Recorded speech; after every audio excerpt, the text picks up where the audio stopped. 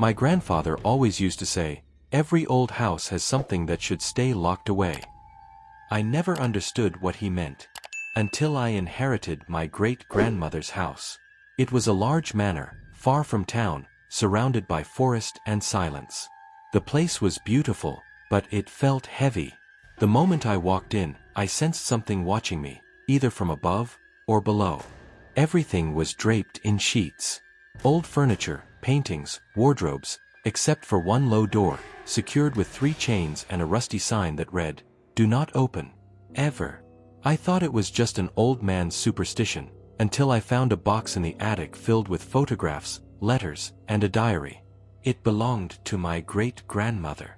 On the last pages she had written things like, "He knocks on the door at dawn. Always at 3:03. He whispers names I don't know.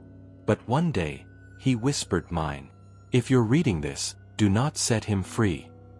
During the first week, I tried to ignore it. But every night at 3:03, the chains rattled. The door creaked, as if something were pushing from the other side. And from the basement came a low voice. "I know you're there." I began to doubt my sanity. I propped chairs against the door, recorded audio, even installed a camera. On the third night's footage I saw it. The chains moved on their own, slowly. And a silhouette appeared beneath the crack of the door. A shadow that hadn't been there before. A shadow that breathed. One evening I was visited by an elderly woman from the area. She looked at the house, eyes brimming with tears. "This house killed my daughter," she said. "She opened that door, and he entered her. She was never the same. In the end she took her own life, after drawing spirals everywhere." That night, I went to the basement. I had to see for myself. When I cut the chains, the silence was absolute. The door opened slowly, groaning as if it resisted. Below lay only darkness, and a wooden staircase descending far, far too deep. I went down. The floor was dirt. In the center stood a well.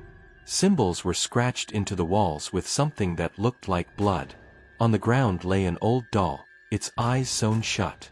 When I approached the well, I heard a voice. My voice, coming from inside. It said, "I know what you did." Before I could react, something shoved me. I fell, not into the well, but onto the ground.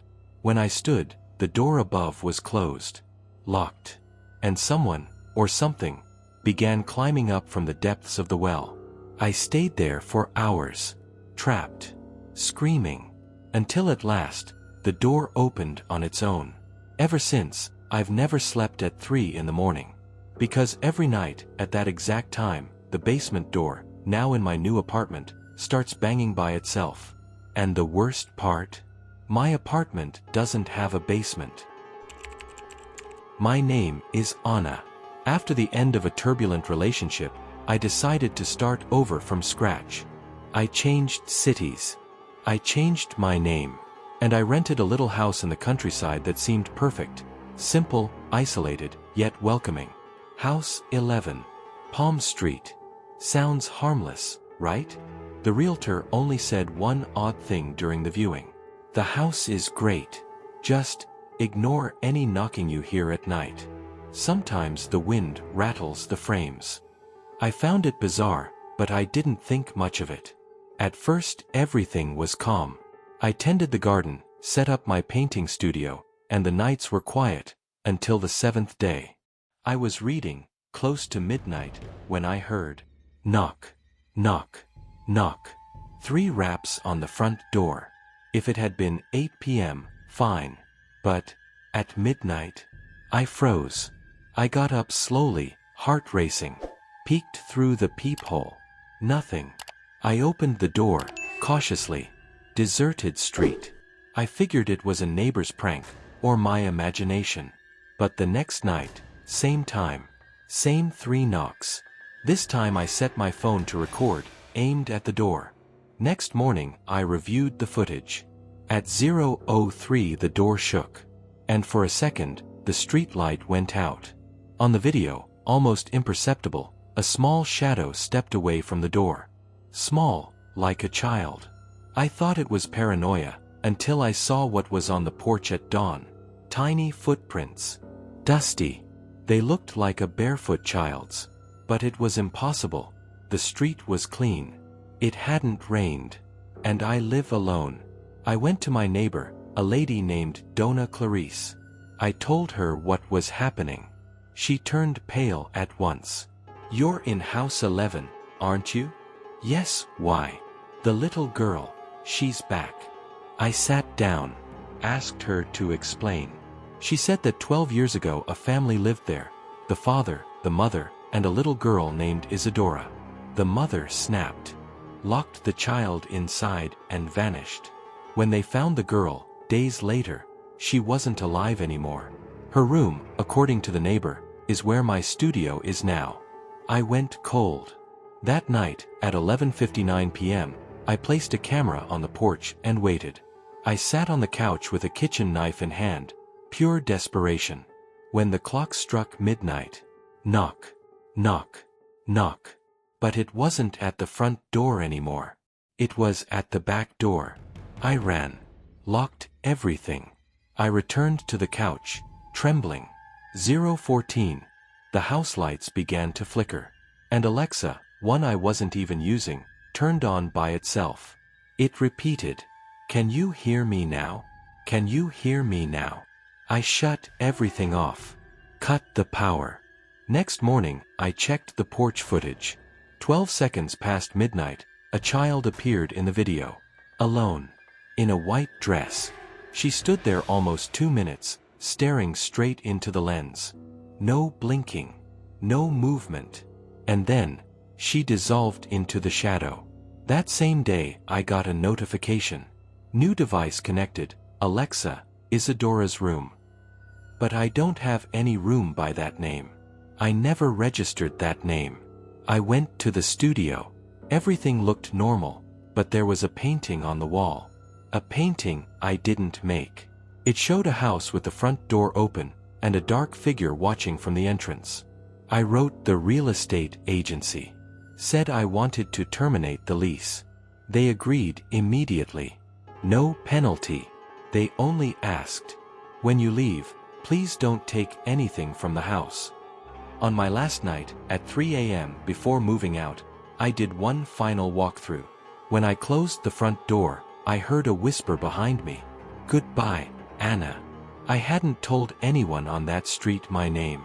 And in the last camera recording, which I reviewed after moving, I saw, as I left, a small hand waved from the studio window. And the strangest part?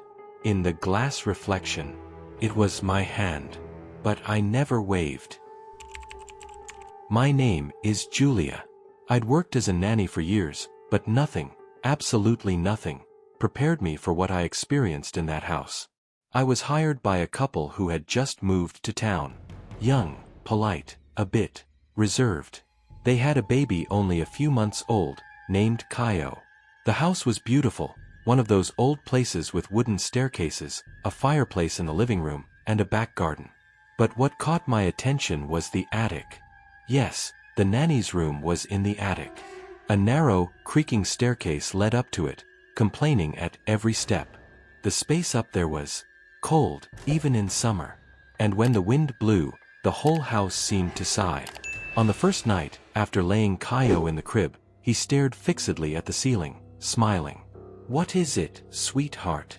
I asked. He giggled and lifted his arms, as if waiting for someone to pick him up. I looked up. Nothing, just the bedside lamp flickering slightly. That same night, I woke to noises. It sounded like footsteps in the attic, yet I was the only one there. I got up, grabbed the baby monitor, and went to check. Kaio was asleep. But when I looked at the crib, the monitor camera had been moved. It was pointing toward the corner of the room, and its motion sensor light was blinking, as if it were detecting someone. Next day, I told the couple. The mother stared at me in silence for several seconds, then said, "Perhaps you met Clara." "Sorry, who?" "The former nanny." "Oh, you still keep in touch?" "Not exactly, She died. Right here, in the attic. In her sleep. And you still use the room? She's never been a problem for us. I was speechless. I should have quit right then. But something kept me there. Curiosity. Fear. Maybe both. During the second week, I noticed Kaio's toys changing places. Dolls appeared in the crib. Children's books I'd never seen before showed up on the dresser. One night I was about to drift off when I heard a music box tune. Soft. Slow. I went down the attic stairs, heart in my throat. The music came from the nursery.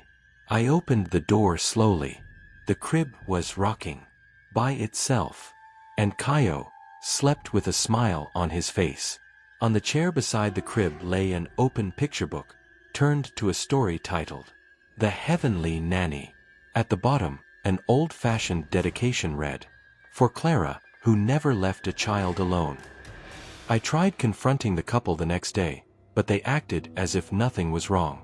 The mother only said, Clara was very devoted. Perhaps. She still is.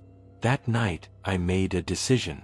I packed my things, stuffed them in a suitcase, and came down from the attic. Kaio was crying. I went to say goodbye.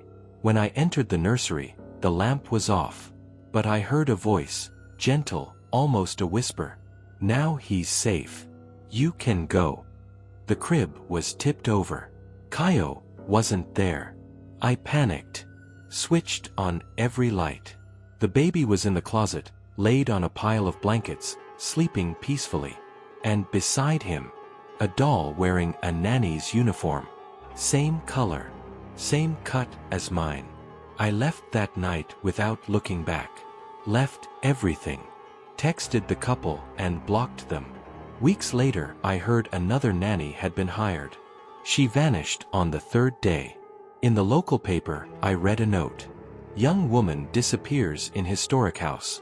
Last message sent. She told me it's my turn now. Ever since, whenever I hear a music box, I shiver all over. Because I know that, wherever Clara is, she's still caring. And waiting for the next one to climb up to the attic. My name is Mateus. I've been a rideshare driver for almost 4 years. I've hauled every kind of passenger, drunks who threw up on the seat, couples in mid-fight, an old man who insisted I was a taxi. But what happened on that Tuesday at dawn is something I've never been able to explain. It was about 2:45 a.m. I had just dropped off a rider downtown and was about to head home when a new request popped up. No profile photo. The name showed only initials. J. M. Destination, Municipal Road 86, an unlit, almost deserted route outside the city. I declined it the first time. But the ride request appeared again. And again. Surge pricing was sky high. Something pushed me to accept. Maybe exhaustion. Maybe curiosity. The pickup point was an abandoned gas station. Standing there was a very thin man in a gray suit, pale skin, dark hair slicked back. He got into the car without a word, gave a slight nod, and sat behind me on the right. A chill ran through me, but I drove off. The GPS traced a strange path. It climbed into the hills and ended near the town cemetery. I tried to make small talk. Good evening. Everything okay? Silence. Only the creak of the leather seat as he settled. In the mirror, I saw him staring out the window, as if searching the road for something. Gradually the temperature inside the car dropped, even with the AC off. The glass beside me began to fog. Are you cold back there? I asked. He just smiled, a small, closed-lipped smile. Enough to unsettle me. The road grew emptier. No streetlights. No traffic. Suddenly the GPS froze. The screen locked up. And the car sputtered, as if losing power. That's when he spoke. Low. Calm. Here. Here. Where? You can stop right here. I'll walk the rest. I looked around. Nothing but weeds. A rusted fence. And beyond, the iron gates of the municipal cemetery. Are you sure? It's pitch dark. Yes. Thank you for bringing me back. No one else would accept. I glanced at the rearview mirror again. The seat was empty. Completely. I pulled onto the shoulder, stunned. Got out, circled the car. Nothing. Not a soul. I opened the back door. The seat was dry, cold, untouched. I grabbed my phone. The app showed as if I'd never accepted the ride. No trip history. No fare. No JM. Even the ride before it. Gone. Next morning, I went to the police station and told everything. The officer stared at me for a while, then went to a drawer, pulled out an old file, and slid a folder across. Inside was a black and white photo of the same man who'd been in my car. Same suit. Same hair. That was João Marcelo. Died in 1998. He took a taxi after a late meeting and crashed on this very road. They never did find his body. Folks say he's still trying to reach his destination. Since then, I never accept rides without a profile photo. And when the clock hits 2:45 a.m., I shut the app off. But sometimes, he shows up anyway, and takes a seat